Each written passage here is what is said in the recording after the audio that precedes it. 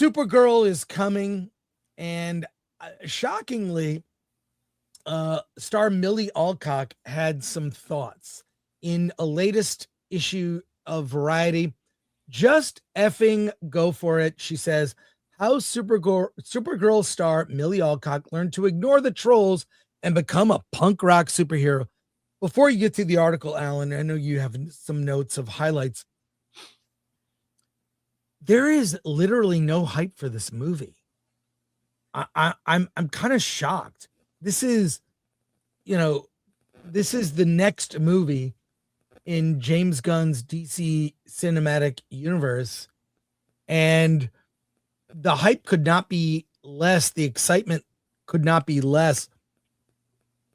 We saw a scene at CinemaCon that left people shrugging their shoulders, and even pundits who don't talk about the nerd space often at all, people like Matthew Baloney, said it just looked lame.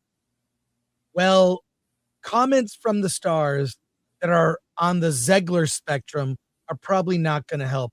So, Alan, do you want to get into this story? Sure. Here we go.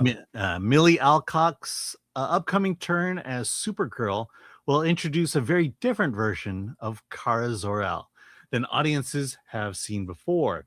Inspired by the comic series Supergirl, Woman of Tomorrow, this Kara is a troubled punk rock hero struggling with grief, isolation, and an identity crisis after witnessing the destruction of Krypton and the deaths of everyone she loved.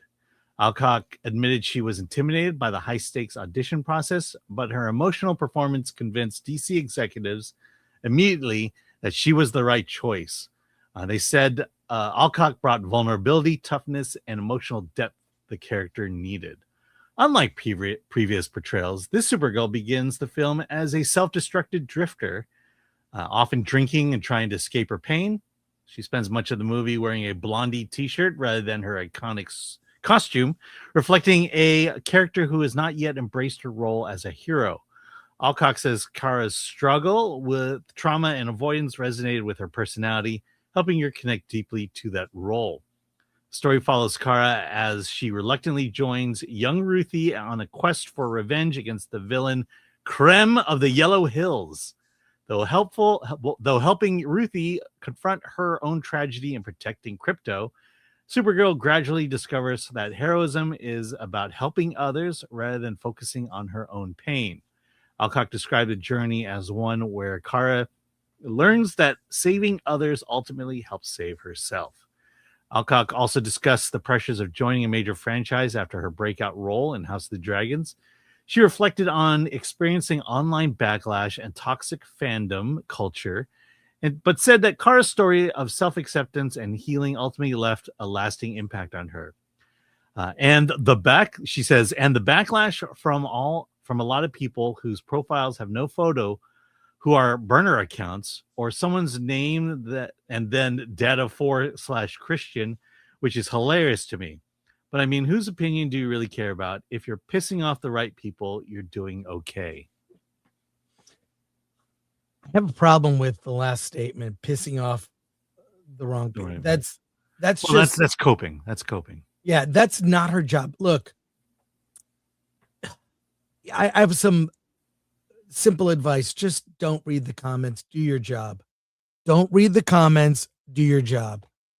And your job not only is to be great in the film, which I have no doubt she will be, at least whatever the vision for this character is. She'll do a good job as an actress because we've seen her on House of the Dragon. She's very good. I think the problem is everyone who works on a movie is an ambassador for that film. And you're an ambassador in the sense that you represent it to fans and you want to put your best foot forward. You want nothing but positivity and enthusiasm toward the project. And some of that is like BS and we can like see through that, whatever. But she should, I guess, feel a little grateful. She probably got paid north of a good amount of money. I'd say $1 million plus to pretend in a film that she's a superhero. I mean, I can only imagine. I mean, look, I'm grateful to have a YouTube channel where people watch us and like what we do. I'm extremely grateful to everyone watching live or catching clips or that like us. I mean, how crazy is that people like what we do? But like if you're in something like this, you think she'd be more grateful. And and another my last point, like I think what's disappointing and kind of lame about this is people don't really like the take on the character. What we kind of have seen, we've seen less often recently, is heroes you can actually look up to the point where I question, does Marvel even know what a hero is? Does DC understand what a hero is? You know, self-sacrifice, even romance that used to be kind of part of every, one of these big stories. Where's the romance? My expectation is there's not going to be a romance in this film. So what we've seen of it, we can only judge them based on what we've seen, and I'm very disappointed. What do you think, Alan?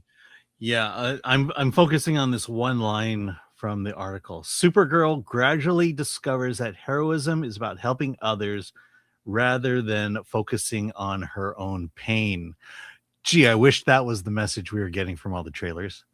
I wish that was, if I were to describe this movie, I wish that's the way I would describe this movie. Instead, the whole focus is on this this kind of badass drunken, punk rock girl that is just turning everybody off. And if the message of your movie truly is about heroism and helping others and not focusing on your own pain, they're doing a horrible job selling it.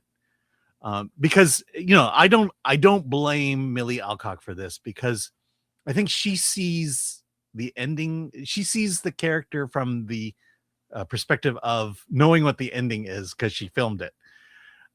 And those of us on the other side who just see her on the, oh, I'm a drunken punk rocker, that is the image that we are just not buying into. And so, I think she sees the good in the character, but she's the only one who sees the good in the character.